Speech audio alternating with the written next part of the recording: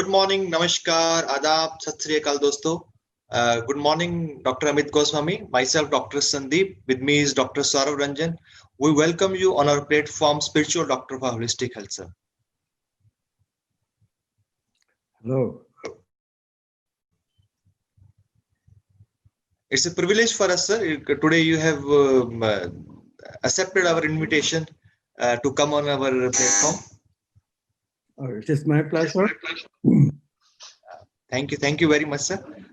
We will start at 11:11 until a few of doctors will join us. I want to tell everyone, जो हमने ये platform start किया है, ये हमने लगभग 6 month बैक स्टार्ट किया था और तब हमारा जो पर्पस था, ये पर्पस था पूरे दुनिया से, इस विश्व से ऐसे हीरे चुन के लेके आना जो डॉक्टर्स के जो विधियां हैं, डिफरेंट विधियां हैं और ट्रीटमेंट की, हीलिंग की विधियां हैं, उसको हम पूरी दुनिया तक पहुंचा सके और काफी हद तक हम उसमें कामयाब रहे हैं। ये इंडिया का पहला ऐसा प्लेटफॉर्म है जहां पे इतनी डाइवर्स तरह के हीरे, इतनी डाइवर्स तरह के जो जेम्स हैं वो आ रहे हैं और हमसे अपनी नॉलेज शेयर कर रहे हैं। आज हमारे साथ जुड़े हुए हैं doctor Amit Goswami. He is a stalwart and उनके बारे में मैं कहूँगा शब्द कम पड़ जाएंगे। आज हम बात करने वाले हैं क्वांटम हीलिंग के बारे में। क्वांटम हीलिंग एक बहुत सारे दोस्तों के लिए एक नया शब्द होगा, लेकिन जैसे जैसे क्वांटम फिजिक्स ने अपनी ग्रोथ की है, वैसे वैसे क्वांटम हीलिंग ने अपनी ग्रोथ की है। जो न्यूटोनियन फिजिक्स थी, वहां से हम लोग आज पहुंच गए हैं क्वांटम फिजिक्स तक। जो न्यूटन ने हमें बताया था, जो चीजें ऑब्जर्व की जा सकती हैं, जो चीजों को प्रूव किया जा सकता है, वही साइंटिफिक है। लेकिन क्वांटम फिजिक्स ये कहती है हर चीज जो ऑब्जर्व की जा सकती है, प्रूव की जा सकती है, वो साइंस नहीं है। जो हम महसूस कर सकते हैं, जो हम देख सकते हैं, वो फिजिक्स है। इसी के साथ में जो एंशियंट जो हमारी नॉलेज थी, जो विजडम थी, जो हमें नॉन साइंटिफिक लगती थी, धीरे धीरे अब उसके प्रूफ जो है साइंटिफिक प्रूफ हमारे साथ आने लगे हैं। With me is doctor Saurabh. Doctor Saurabh कुछ कहना चाहेंगे? नमस्कार सभी। सबसे पहले अमित गोस्वामी सर को प्रणाम। सर, मैं आपका प्रोग्राम बैंगलोर में, दिल्ली में, जयपुर में और चंडीगढ़ में 4 शहरों में अटेंड कर चुका हूं और आपकी बुक भी मैंने पढ़ी है। आपकी जो मूवी है क्वांटम एक्टिविस्ट, वो भी देखी है। तो I am also a quantum activist, but not very visible form. तो spiritual doctors for holistic health हमारा प्लेटफॉर्म एक्टिविज्म का ही काम कर रहा है, साइंस और स्पिरिचुअलिटी को ब्रिज करने का। स्पिरिचुअलिटी के वो एस्पेक्ट्स, वो डोमेन्स जो पब्लिक कॉन्सेंसस में, मास अवेयरनेस में ज़्यादा नहीं है, उनको in scientific forum, in scientific way, in scientific style हम सामने लेकर आए। तो क्वांटम पॉसिबिलिटीज के प्रति अवेयरनेस बढ़े। क्वांटम फिजिक्स और स्पिरिचुअलिटी दोनों में कुछ बहुत ज़्यादा अंतर नहीं है, लेकिन ये साइंटिफिक है, वेरी साइंटिफिक है। तो क्वांटम डॉक्टर अमित गोस्वामी हमारे साथ हैं। पार्टिसिपेंट्स को मैं अपने एक इंटरेस्टिंग बात यहाँ बताना चाहता हूँ कि हम अमित सर से उनकी डेट लेने के लिए 3 महीने से कोशिश कर रहे हैं and he was busy in writing his book. और नंबर ऑफ बुक्स जितनी है सर की, उनको अगर हम पढ़ भी ले तो हमारे लिए बहुत बड़ी बात होगी। They are more than 20 books और he is busy in writing 1 book. तो अभी पिछले 3 महीने से इसलिए हमें डेट नहीं मिल पाई, क्योंकि वो उनकी जो अगली किताब है उसको लिखने में वो व्यस्त थे। तो आज हमें सर का टाइम मिला है। Thank you very much sir for giving us time. Doctor Saurabh, मैं आपसे एक क्वेश्चन पूछना चाहता हूँ। जब हमारे जो आइडल्स होते हैं, जिनको हम देखते हैं, मिलते हैं, और जब हमारे चैनल पे वो एज ए गेस्ट आते हैं, तो कैसा महसूस होता है? अरे जिनको सुनने के लिए मैं दिल्ली से बैंगलोर जा रहा हूँ, दिल्ली से जयपुर जा रहा हूँ, और उनको लाइव हम होस्ट कर रहे हैं, तो ये एक्साइटमेंट का लेवल समझ सकते हैं। एग्जैक्टली। क्वांटम एक्टिविस्ट मूवी जो है वो दिल्ली में लोटस टेम्पल है, और उस लोटस टेम्पल में मूवी क्लब है। वहां पर ये क्वांटम एक्टिविस्ट मूवी दिखाई गई थी, और उसको देखने के लिए मैं गया वहां पर। मूवी के बाद फिर थोड़े डिस्कशन हुए। तो जिनकी हम मूवी देख रहे हैं, जिनके बारे में डिस्कस कर रहे हैं, उनको लाइव बात करने का, उनको होस्ट करने का, उनसे सवाल पूछने का मौका मिले, तो ये बात ही अप्रतिम है। मेरे को याद है डॉक्टर सौरभ, जब हम डॉक्टर अमित गोस्वामी को इनवाइट करने के बारे में मेल डाल रहे थे, उनसे बात कर रहे थे, तो हम दोनों कितने एक्साइटेड थे, कितने हैप्पी थे। डॉक्टर अमित गोस्वामी हमारे चैनल के ऊपर आ रहे हैं, हम उनसे रूबरू उनसे मिलेंगे, उनसे बातचीत करेंगे, उनसे क्वेश्चंस पूछेंगे। और जब डॉक्टर गौतम ने, डॉक्टर सचिन ने उनके बारे में बात किया था और हमारी बातचीत चल रही थी, तो वो एक खुशी का लेवल अलग था। और आज वो दिन आ गया है जब डॉक्टर गोस्वामी हमारे साथ में है, और आज हम उनको साक्षात्कार सुनेंगे और उनके विचारों को हम सभी लोग शेयर करेंगे।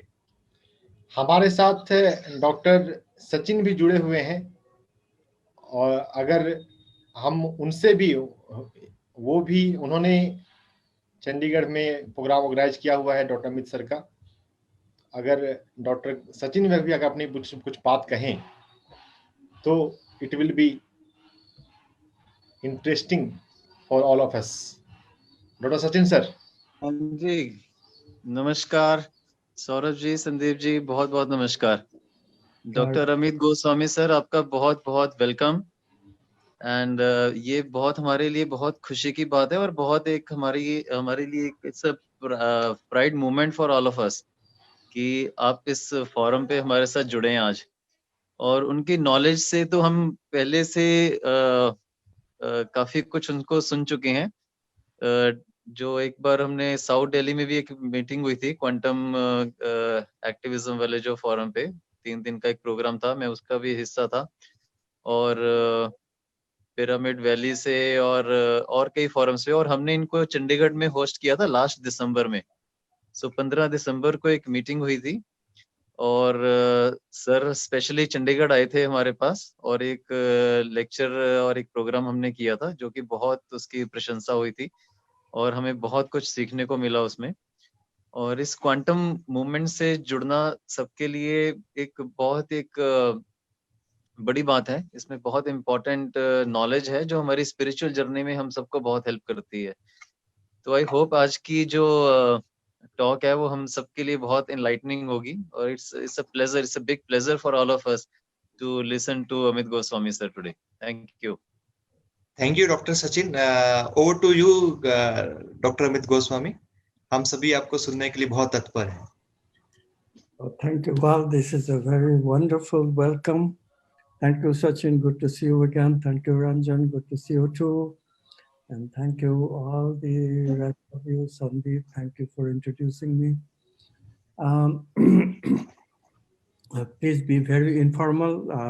Gautam told me that this is a very informal meeting, and we should have more like a discussion rather than me talking and you listening, because you are all probably quite aware of what is happening and what we can do with quantum physics in this field of medicine.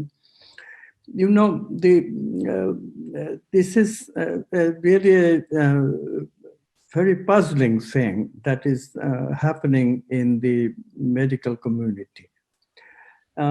Everywhere, the establishment medicine,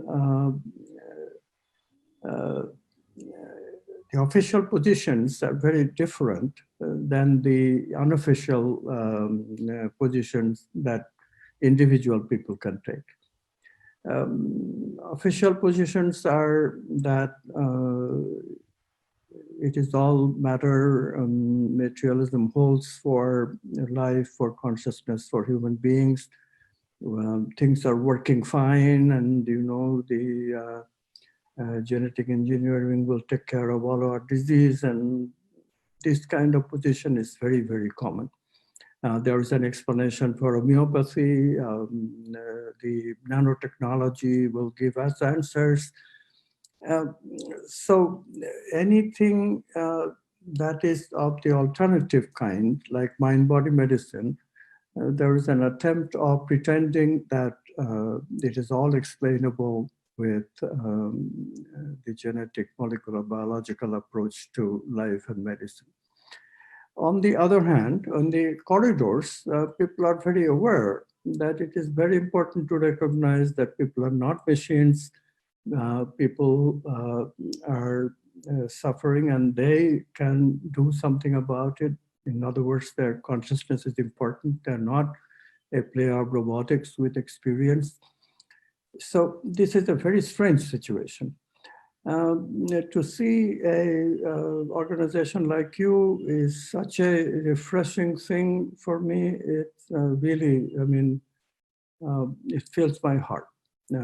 What more can one ask? Spirit and science got to be together, because when we looked at consciousness and finally found a way of including consciousness, you know, we have been struggling from the beginning. Newton is, of course, very famous for founding this whole science in terms of exploration of objects. But he himself was very aware that this is just a small portion of science. This certainly, he had no pretension that this is going to be human science. That particular pretension will enter. He never thought of that. Darwin never thought of that. How that thinking is dominating us for the past 60 years or so is, of course, a total mystery in some ways. But I guess the social movements affect science. We cannot escape it. I won't go into any more details, but as a result, we have no theory of medicine, or hardly any theory of medicine. Of course, in the 18th century, 19th century, the words germ theory and germ theory works to a certain extent with some limitations. But even when we apply an antibiotic to kill the germs off, or have some vaccination to fight the germs from even getting a base, even then, the question of human health, the effect of what we are doing with the allopathic intrusion, that remains a question, and that question often needs to be addressed. Quality of life is another question. When you apply chemotherapy to a cancer patient to keep the patient alive for years with very little quality of life, are we doing the right thing? And in all this is the paramount question, is that, is there anything more to human being than the material body? Now, of course, you know, scientists cannot be blamed. It is always the posture of science that we must move on. Although we don't have all the answers, we must find answers on the basis of what we know. But this kind of thing, nobody expected to become a dogma. What is wrong with the current sin, and this is why it's so important for people to stand up and be counted, is that people made it into a dogma. Otherwise, of course, molecular biology is the limit. And in the 50s, it was indeed very wonderfully promising. And so one can certainly make the assumption that, okay, let's make the assumption and see how far we can go. But when the assumption is clearly failing, and when it has big theoretical difficulties, then there should be some relaxation. Everything in our society has become so much of an antagonistic battle between two factions. This is very surprising, especially surprising in India, because we have such a wonderful tradition of alternative medicine, namely Ayurveda, homeopathy is popular, and yoga hands-on, hands-off feeling. These things are spiritual healing. Who doesn't know the name of Siddhi Sai Baba, who healed thousands of people? So in this country, especially, when I see so much prejudice against alternative medicine and how it has degraded alternative medicine, I mean, the pain that comes to me when I look at homeopathy as it is being allopathicized or materialized, or Ayurveda, how it has followed allopathy in terms of making the medicine. The ideas are there, but the ideas are not popular, and therefore they don't mention the ideas at all. Even prominent writers, I won't mention any names, but you know who I'm talking about. Many of the books don't mention vital energy, don't mention prana, don't mention chi, none of this early rendition of the concept of vital energy. And so we have a very peculiar situation. So these sciences, Chinese medicine almost totally destroyed. They tried to put in in a materialist language, and they of course cannot. And so it's now hodgepodge. You cannot find even a good book unless you're very lucky and you discover one. But most books are now reinterpreted Chinese medicine. Same thing has happened to Ayurveda, to homeopathy. So in this situation, it is so important to recognize that quantum physics has given this answer. It was totally unexpected, of course. You know, science is a science of objects. It has been since Newton, and quantum physics started as a science of objects. But in the way to find the science of objects, we found there was an unexpected opening. And this is the breakthrough. Quantum objects are waves of possibility. Now, any philosopher without prejudice could look at that and immediately suggest. When I told this to a very famous Indian philosopher I met, he immediately said, "Oh, I didn't know that. Whose possibility?" That was his question. He said, "Whose possibility?" And I said, "Of course, it's the possibility for consciousness to choose from." And he was very pleased with the answer. But you know, it is so hard to penetrate the skull or brain of the materialist scientist on this issue. Because the concept is that consciousness got to be a brain phenomenon, got to be a molecular phenomenon, got to be a genetic phenomenon, or however you want to put it, got to be a material phenomenon.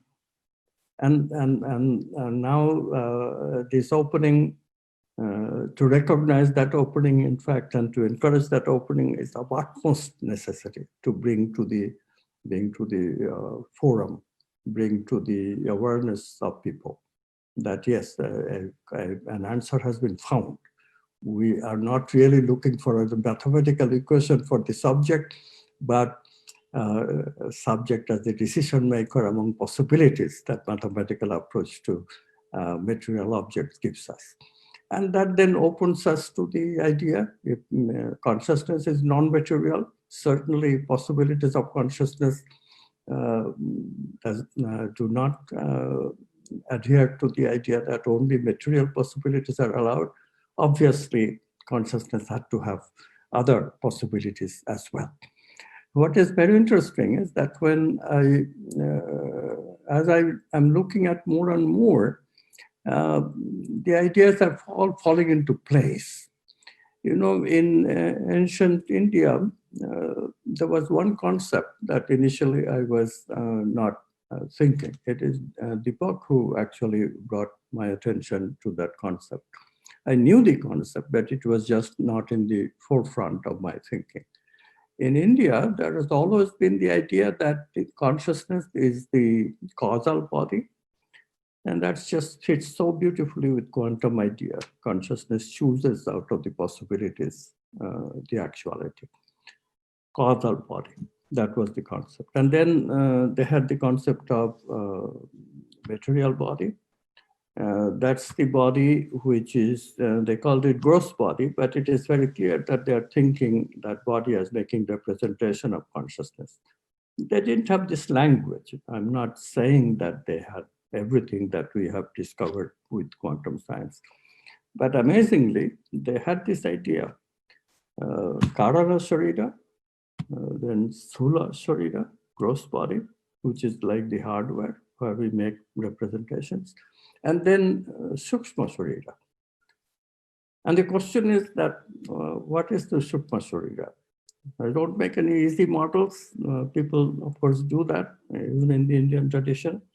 But if you don't, then Sukshma Sharira, the subtle body, is just a way of causal body to connect with the gross body. So imagine the amazing intuitive power of those people, how they intuited this. Today we say that the gross body is the approximately Newtonian body, like the brain, like the physical body of our own physical body, the organs, the hardware. And then the software is needed because the hardware does become approximately Newtonian, and it loses some of the coherence that a quantum body has to have in order for presenting a macroscopic bunch of possibilities for consciousness to choose from. In other words, the possibility structure is compromised, although definitely not actualized, because the different parts still consist of possibilities, but they don't put together in a coherent way for giving a macroscopic possibility for consciousness to choose from. So this has been a problem, of course, from the beginning. So when I was doing it at first, I thought, well, this is a problem to prove the quantum nature of the brain, and eventually it will get solved. And then solution, of course, came when I encountered this idea, that intermediary of the subtle body. Because the subtle body, if you look at it, mind and vital, and if you will allow supramental, we have to come to that. Mind and the vital is very clear by looking at them. Vital from looking at the idea of Chinese idea of yin and yang, very clear. They're talking about possibility and actuality. So the anticipated quantum physics even. And the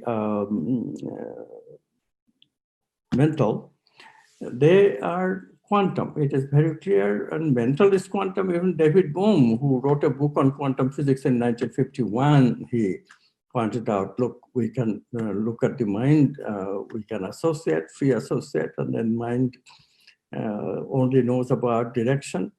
But if we, on the other hand, center on each thought, then we are looking at the content and we lose all sense of direction.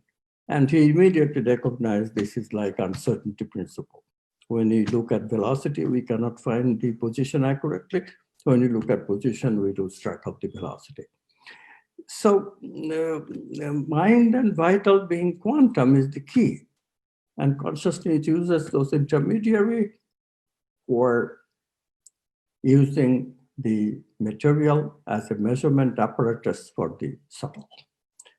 This solves the problem of how consciousness or quantum physics applies to macroscopic, approximately Newtonian objects like our brain, like our liver, like our stomach, like our heart, and so forth. The other breakthrough that is necessary for all of you to recognize, besides consciousness, and is the breakthrough of, mind recognizing it as quantum is relatively simple. But in the vital, what is actually quantum? What is the organizing body, organizing field of the vital? And there again, synchronistically, at the same time, all these ideas were developing. Look at the work of Rupert Sheldrake. Sheldrake discovered, much to the dismay of traditional biologists, but he is a traditional trained biologist, cannot be denied that either. Very talented guy. And he found the idea that, okay, this is actually the way cells get differentiated. Every cell comes with all the same DNA, but different cells perform different functions. Namely, the genes must be activated in different ways in different cells belonging to the different organs. This cell differentiation is taking place because of a non-physical morphogenetic field, he called it. This non-physical field. So this non-physical field was introduced even before I discovered the non-physical consciousness idea in quantum physics. And this was very vital for my own research, because later when I was looking at, okay, what is the model for the vital energies or the vital body, immediately I found Sheldrake has the right answer. It is also non-physical, it's an intermediary with which consciousness then connects to the physical hardware, molecular part. Of course, the hardware is not completely a non-living hardware. The hardware of living hardware is already kind of different, because the living hardware has genes, living hardware has implicitly proteins, because the genes has the capacity code to make proteins. And that already uses the idea of unconscious processing and so forth. I won't go into too much detail because I want to talk to you about proper the integration of the two kinds of medicine systems, rather than giving the preamble of all these systems, preamble of all the integration. Although this is very important. I wanted to get a complete confidence that quantum science right now is actually complete science. It has given found all the answers, more or less. I mean, of course, lots of details have to be worked out, but you can count on it. So we have this living, non-living hardware, and then living hardware. And the differentiation is the DNA and protein. They're such complex molecules. They require themselves an action of a conscious action of some kind. So it is a conscious action that remains unconscious until the first living cell is ready to be made. Living cell, of course, is more than just DNA and protein, because it also have to have the ability to experience consciousness moment to moment.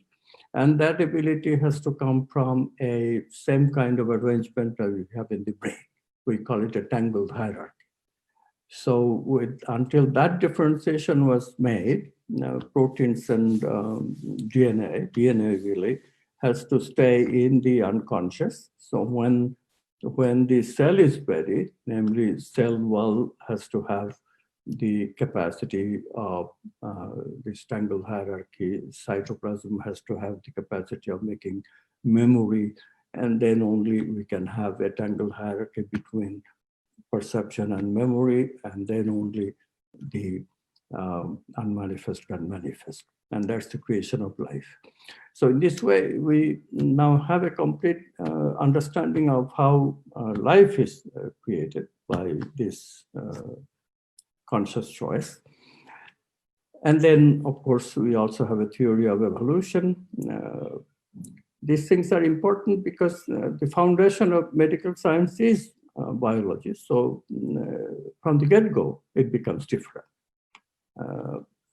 You have to recognize all these different parts of how consciousness is entering into biology. First, the unconscious processing makeup of the DNA itself.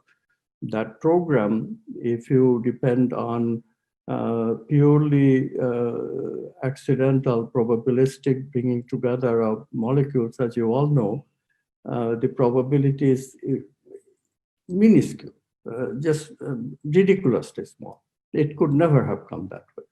I think most mathematicians, most biologists who have looked into that agree with that. But again, prejudice is prejudice. But quantum physics has a clear answer. It doesn't. It's a programmer is programming it. The DNA exists because consciousness programmed it unconsciously. It does not require consciousness. In other words, it's a scientific thing. That part is science of consciousness. That yes, such programmation can happen in the unconscious. Does that mean consciousness is the person doing it? No, not at all. It's just something is part of the natural law. So we have to revise the concept of how we think of natural laws. Natural laws come from this archetype of truth, and that way, while range of new natural laws are being discovered with this new approach. Consciousness is the ground of being. And therefore, many things that we find a bit surprising in alternative medicine should be looked upon from this point of view, because literally we are finding new laws. Don't be stymied by the material laws being the only gospel truth. That only governs matter. That does not govern consciousness, that does not govern the subtle. We are discovering it as we go along. We are discovering it. What is the test of it? The test is, as it has to be, all science test is experimental data. Does the experimental data support this? And indeed, this is where work needs to be done, but we already have basic support for everything.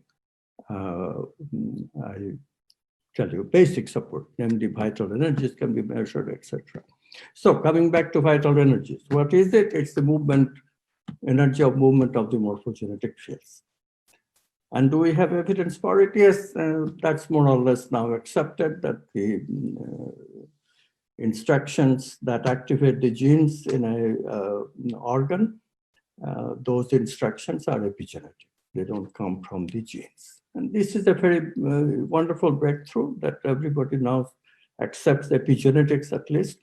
Of course, the tendency for materialists is to give a model of epigenesis on the basis of the environment of a cell.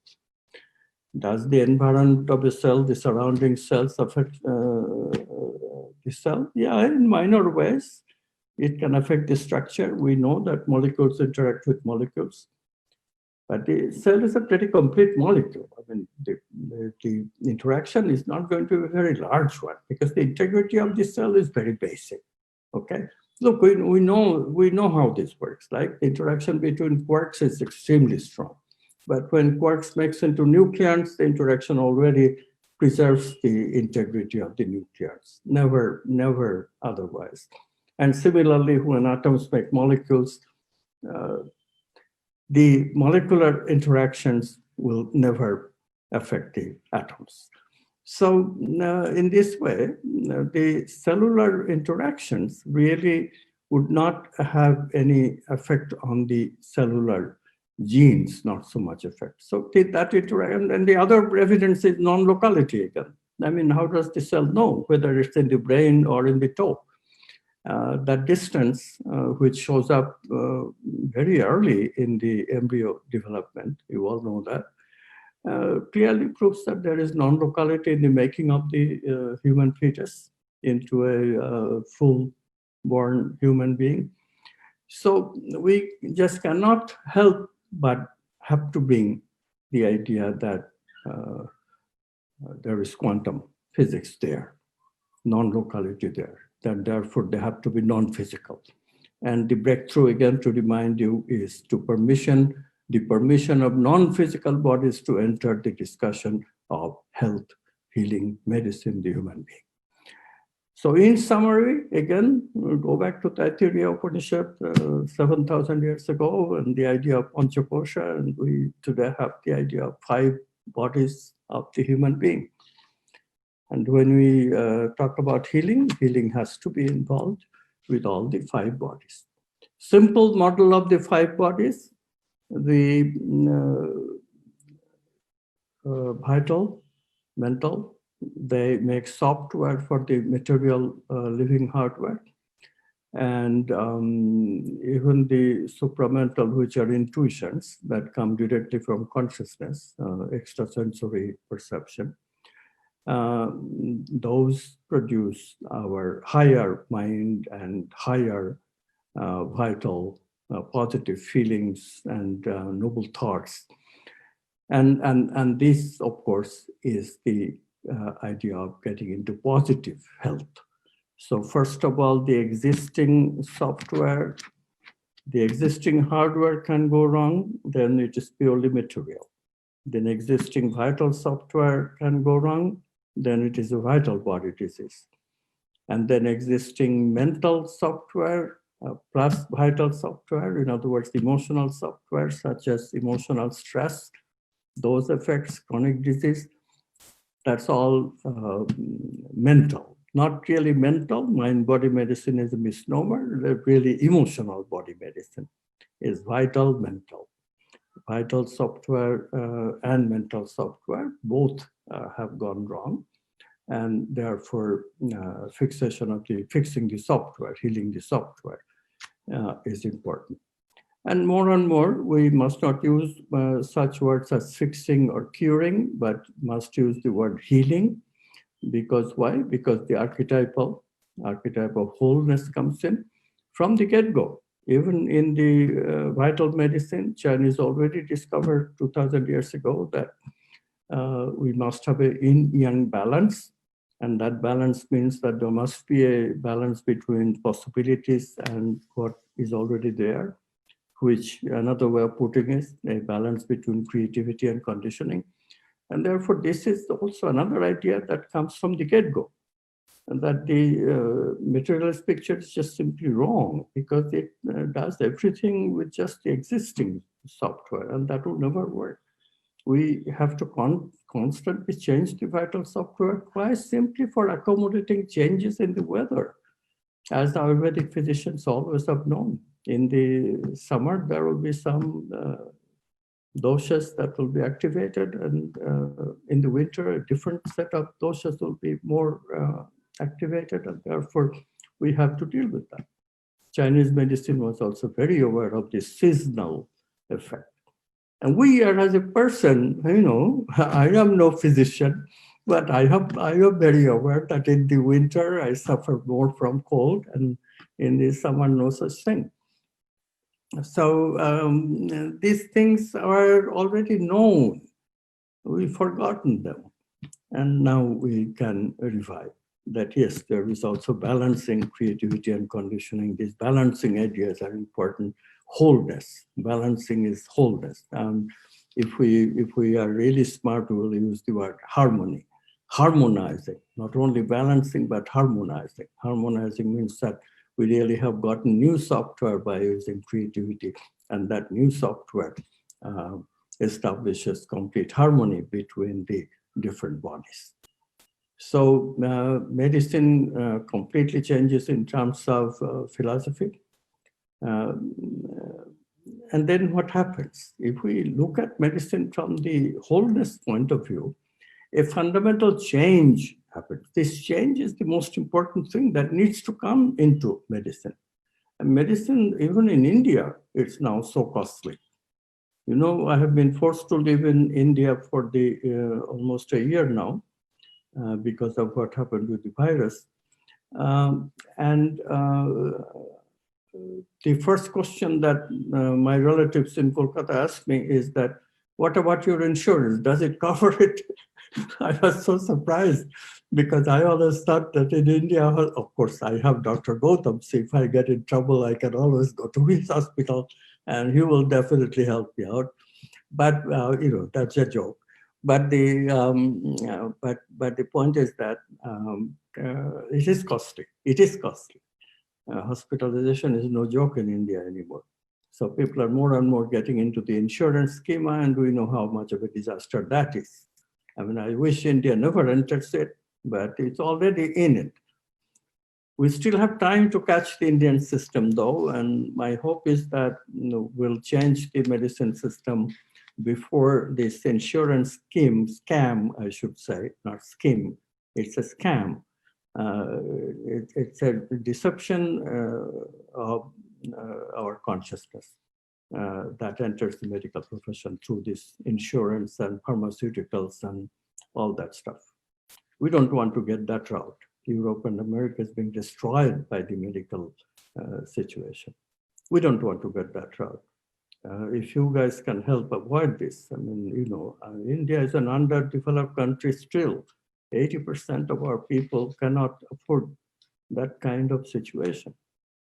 And for the middle class to create it, just because they are able to, is actually inhuman. That means that the lower people will not have any access to hardly anything, medical care. How can we avoid it? Avoidance is very simple now, because now that we know that consciousness is important, how we avoid it is to change the focus. Focus of the allopathic medicine is disease-centered for good reason, because they cannot talk about health. They don't know what health is. And therefore, you go to a doctor only when you have a disease, otherwise you're just wasting your money. This has changed a little bit. Because people do talk about stress, and people do get occasionally help with nutrition. So there is some awareness that maybe I should take care of my health. There is some attempt for allopathic doctors, they want to talk about wellness, but they're a joke. My doctor in America, I don't see them very often, but they write me about how their wellness, they have a wellness program. So I became just curious to check it out. So I made an appointment, and there was a woman who came and see me, and we had a discussion. The discussion was completely based on a blood test that they insisted that I come prepared with. We had that, and I could read the blood test, what blood test was giving as much as she could. So all we talked about, yeah, it's okay, my health is good. For that, I had to pay a huge amount of fee. I won't mention the ugliness of this whole situation, but this is what much of allopathic well-being means. We don't want to go that route either. So what kind of well-being are we talking about then? We're talking about well-being of these alternative aspects of us: vital body, mental, emotional, really deal with stressors. And these things are serious things. Previous medical profession, Ayurvedic profession used to deal with these things. Health was not a question of disease. It's a question of well-being. If I am under stress, I am not well. I don't sleep, I have problems, obviously.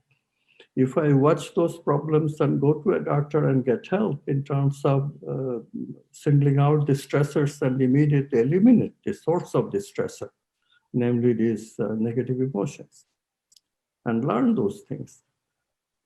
Can that be part of the medical doctor? Why not? Doctor takes care of 5 bodies, okay, so you get trained for so many years in just taking care of the physical body, disease-centered thing, fine. Then you work with a group of people. Some people are trained in the mind, some people are trained in the vital. So medical care becomes more of a medical management. That's okay. Why not? Group of people giving total health. And some people will be like some of you, like Dr. Sachin and Dr. Gautam, they will be able to get into every bit of things because they're more curious. And eventually all doctors will become more curious. If a physicist can learn so much about health and healing, everybody can, right? I'm absolutely never healed a person in my life. Well, okay. That is an exaggeration. I dab into it once in a while, but really, I am no healer. But I know this. I know that quantum science, and when we completely understand how the software works, then we really can do very effective preventive health system. I have an associate, Dr. Gautam has met her, Valentina Onisar. She is developing a system called Quantum Yoga.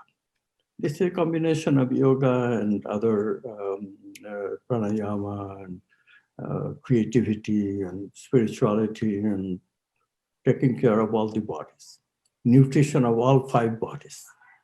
What does this do? This is the way we expect to prevent disease altogether, centering on well-being, wholeness, archetype. Now, the big question here, of course, is that how does the archetype interact with us?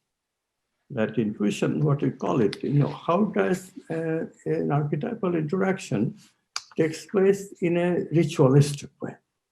This is very important to find out because all of you, spiritual doctors, you know that there are some rituals that you can do and that has immediate healing effect.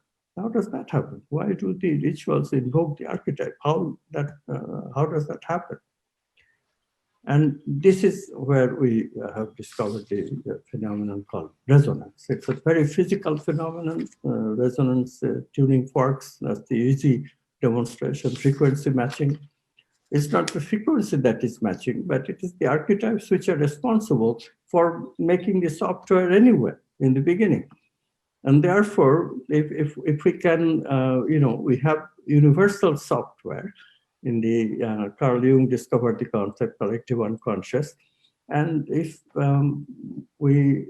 our ancestors already did these rituals, like as Indian, I grew up in India, of course, until I was 26, so I'm no stranger to these things.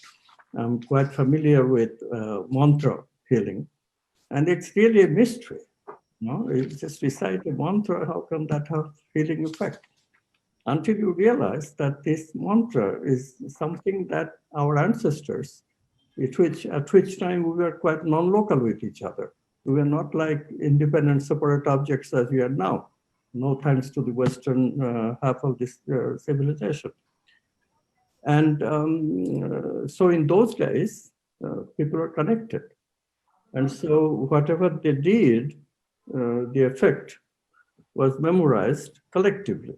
We call it non-local memory. This non-local memory is what has produced the collective unconscious. So the mantras resonate with the archetype. And this is memorized in the collective unconscious, and this is why we still can get an effect. This is why a Christian can do a prayer, and that has an effect. A Hindu can do a ritual, and that has an effect. The same way with music healing, resonance, art healing, resonance. So many aspects of the healing, alternative healing, and how the archetypes enter, that is no mystery anymore. But of course, the resonance is something that is based on the past. It's still a memory. It takes us to non-locality. So it's a quantum memory. It's a good thing. But creativity is even greater. And there's the concept of quantum healing. This concept was introduced by Deepak Chopra. Of course, he's famous for it, and justifiably so. Very wonderful concept. And then it naturally can be generalized to the fact that quantum healing is really a quantum leap of creativity, and therefore we can actually do a protracted process, namely the creative process, to produce quantum healing. It does not have to be just spontaneous, accidental healing of a few people. It can be used, and it has been used. Dr. Hegde, I think some of you may know him. He was inspired to do a meditative kind of approach to healing his retinal edema, and he succeeded. Just 3 months it took him to quantum heal himself. We tried to publish a paper. The paper was never published. Hopefully, we are establishing a journal ourselves. We'll publish the paper there. But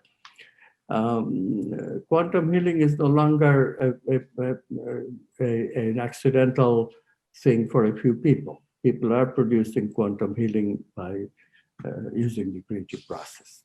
There are quite a few examples of it, especially effective in cancer. So that brings me to the final point that I want to make, which is the other discovery that really surprised me and a lot of people, I hope you will be surprised too, is the noise that HeartMath Institute has been making quite a while. You know, initially we are all become very skeptic. I remember my reaction to Deepak's quantum healing, when I first encountered. I was a bit skeptic. I felt a little bit infringed upon.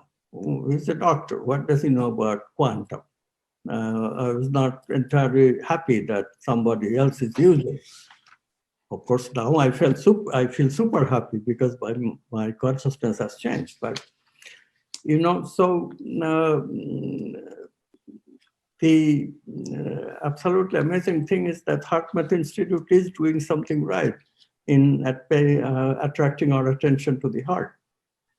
How my own discovery came, I was looking at the chakra psychology and looked at why the chakra in the chest area is called heart chakra in all Indian tradition and also Tibetan tradition. Heart chakra, and this is very glorified in the spiritual, all spiritual tradition. Spirituality, sometimes people say it's a journey towards the heart. Of course, you know, women glamorize it too. They say that we feel the heart. Okay, how? Tangled hierarchy in the heart? Heart is a pump. So big challenge for me, right? And the HeartMath Institute has been saying for some time that, well, look, heart has a brain, a big bundle of nerves. But I was not really noticing that. From the chakra side, what happened was that I figured out one thing that the HeartMath Institute didn't know, which is that the immune system does have something to do with the concept of love. In a way, if I love you, then I'm not distinguishing between you and me, that oneness, right? So that oneness that is established between lover and the love object, they are both interacting as subject because they have become one. This requires that the immune system is temporarily suspended. Otherwise, we would be distinguished me and not me, and certainly, you know, sexual penetration would be allowed. The body would seriously get sick. But that doesn't happen. In fact, the opposite happens. Body is very happy. So the immune system must be suspended. Okay, fine. But then this idea that there is a brain, a little brain in the heart started making sense to me, because brain can make memory. And if the immune system suspension can produce feelings, then we have both cognition and memory, and that combination produces tangled hierarchies. So big quantum leap took place, heart has a self. And then Valentina told me that, yeah, she found data that there is a little brain also in the navel chakra. And so the big finding is then that we have a navel chakra self and a heart chakra self. I hope you appreciate the greatness of this finding, because what does that mean? That means that, look, one of the things that is revolutionizing alternative medicine and medicine in general is the acknowledgement how important the immune system is to us. In the coronavirus case, you all know that immune system strength is basic to who will suffer greatly from the virus and who will not. Immune system malfunction is being touted as the cause of even psychiatric disorders today. And immune system malfunction has one very simple reason in the chakra psychology, this kind of thing that we are theorizing with quantum science. Immune system malfunction, the most very reason is immune system is not getting rest. Love gives immune system a rest. So just like the brain, neocortex needs rest, and it gets that with sleep. These love episodes are very important. Presence of love, continuous love in our life is very important. And that's what gives the immune system rest and healthy immune system. So that part being established, now we can postulate the rest of it. The rest of it is that when the immune system is suspended, then a new function of the heart comes about. Now, you know, again, I have to refer back to the Indian sages and thinkers, these thinkers of chakra psychology. They have always been telling us that, look, the chakras are only partially open. That's their language for saying that their function that we enjoy today, liver only secretes bile only because we have, this is the basic software that the liver has. Does the liver have a higher function? Well, in the case of the heart, at least, we know that it has a higher function, which is love. So when the immune system is suspended, this higher function of love in the heart that is now realized, that is now actualized. And how to verify this? This is where the HeartMath Institute already had data that when the heart functions with love, then the heartbeats become coherent. Then we have the electrocardiogram, EKG, which is simply can be looked upon as just making the electromagnetic waves of the heart, measuring them to examine various things wrong with the heart. And now we can also look at the synchrony of the different parts of the electrocardiogram, and that will tell us whether the heart is functioning in a quantum way or not in a quantum way. Indeed, we find that people who meditate on the heart for a long time, their heart functions in a quantum way, very coherent. EKG becomes coherent. In fact, EKG and even the coherence of EKG and EEG, which shows that the mind is also okay with this realignment of the heart, release of a new function. So, you know, we grow up in Indian culture with stories like how Shiva burned Madan and his third eye opened and all this. And later on, when you go to school, people tell us, oh, all this is just mythology, don't dwell on it. And then later we find that, no, these mythologies are all true, you know, really, truthfully. Now we can reconstruct the vital energy scene. Is there such a thing as Kundalini? Indeed, the energy gets stuck in the lower two chakras, especially in the sex chakra, because all ancient societies have been sexually very suppressive. So what happens? The energy stays there, and then we are completely unaware of the navel chakra and the heart chakra. And all of a sudden, I'm meditating on the mind, and this room is created for the energy to open, the energy to rise. This is just another metaphor. The possibilities to collapse at the brow chakra, which is, of course, the one chakra that we are all completely aware of. That's where mind is processed. So at once, mind makes room for intuition, third eye, third way of knowing, extrasensory perception and intuition. And the energy came from this sexual energy that was blocked in the sex chakra. So in this way, chakra psychology is not only giving us a idea of where immune system malfunction comes and what we can do to prevent such things as cancer and heart disease. And even, some people are saying that even Alzheimer may be an immune system malfunction disease, in which case the possibilities are enormous.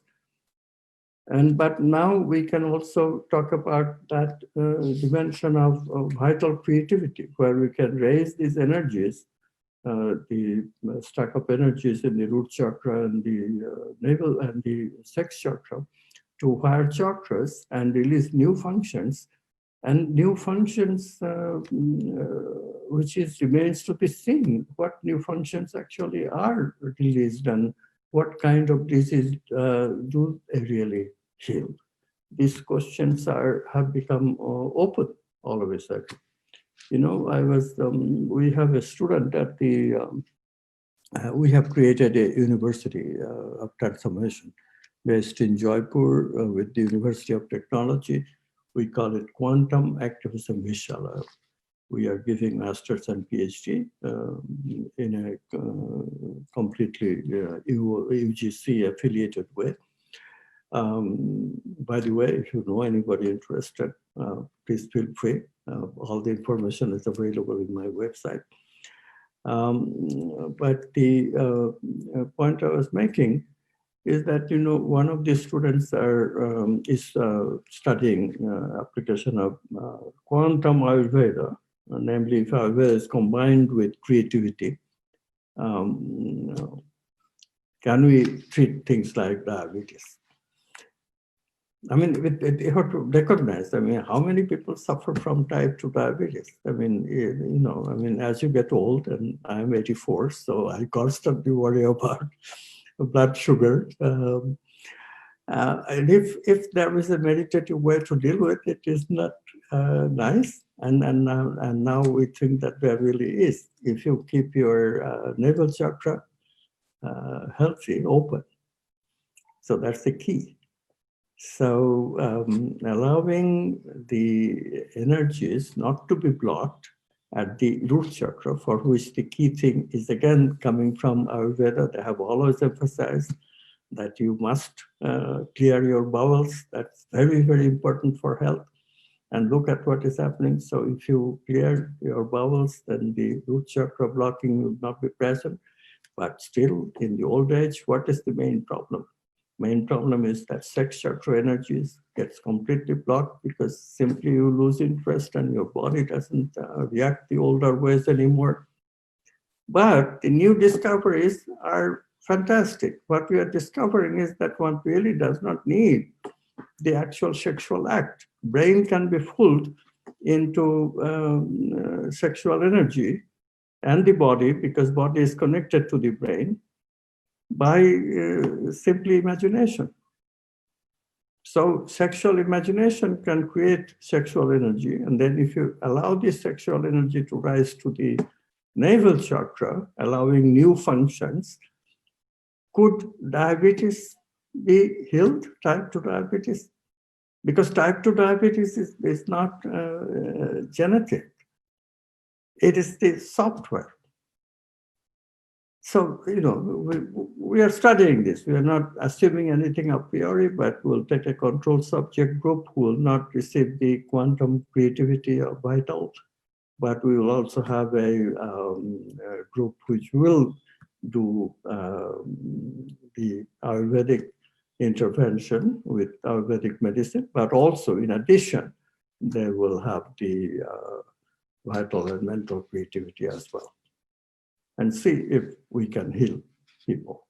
Is there really new functions of the pancreas that we can create in this way? And then a major disease has been dealt with. So the integrative aspect of the medicine, this wholeness aspect of the medicine, giving us a new center for thinking of disease, these new discoveries of the body also having a lot of role in our healing, and also the fact that we can teach much of it to people meditation effects are already known very much, but pranayama or kriyas, their effects are not so well known. And now we have scientific explanation for how pranayama, kriya, and Chinese movement, qigong, all those systems work, establishing the yin-yang balance or even harmonization. These things are just going to change the medical scene in ways that we cannot even anticipate. And this is what we are teaching. This is what we are researching already at this university. But this is just one organization. Imagine the power of it if we can convince the medical establishment in India to include some of these teachings, because they have nothing in these directions. We are not interfering with the allopathic teachings at all. We are just expanding it so that human being is treated properly. Now that we have a science of the human being, we have a way to introduce consciousness in the equation. There's no question that an extra material agency is needed to collapse these possibilities into actual events. No rightful scientist, no wise scientist will ever buy into scientific materialism once he or she understands quantum physics. Of course, you can always hide your head in the sand, and many people are doing that. Or always believe that there will be some sort of explanation, just like there will be some sort of explanation of consciousness. There will be some sort of explanation of life, this promissory materialism. People are just very attached to it. But if we can convince at least the Indian establishment doctors, and you are taking a leading of it, because my understanding that all of you are no alternative physician. You also have complete medical degrees and stuff, so people can listen to you. Although, good luck. I mean, I am also with quite a bit of credentials in traditional physics, but that did not help me very much to get a voice. But let's hope that it is India after all, and we do have a 7,000-year-old, very, very powerful spiritual system and techniques like yoga and meditation that the whole world is now accepting as fully effective techniques, although materialists think that it's all material, nothing vital or mental or supernatural about them. But let them have their belief. I don't think the Western mindset is going to change anytime soon. But, we never know. There is some thaw in that, even that mindset. There is some opening. And the other underdeveloped countries, the developing economies like Brazil, is very interested in quantum doctrine. So my hope is that very soon, if all of us work together, and if the new education of the creation of the new harmonized quantum doctrine is successful, if this preventive medicine shows that medical cost can be brought way down, that we don't have to subscribe to the insurance scam anymore, and let medical costs skyrocket, which of course low middle class and poor people can never handle. I think we have hopes, because we are very close to declaring that yes, we have a complete theory of health. We have a complete theory of medicine. We no longer, medicine is just half science. Evidence-based medicine, which is no medicine at all. If any science does not have theory, then what is special about it? Evidence alone cannot be judged properly. Everybody knows that. Our experience of science in physics and chemistry repeatedly has suggested that without theory, how we interpret things becomes very primitive. Often we make mistakes. Theory has to guide experiment, and theory, of course, has to be verified by experiment. Both are important. And finally, it is happening to medicine, and this is the best piece of information for all of us to celebrate. Thank you. I spoke a lot. I promised that we have a discussion, and then I completely hogged the platform. But this is the Indian culture, Indian nature of old Indians, especially. So forgive me, but I will be happy to answer questions if you have any. Thank you.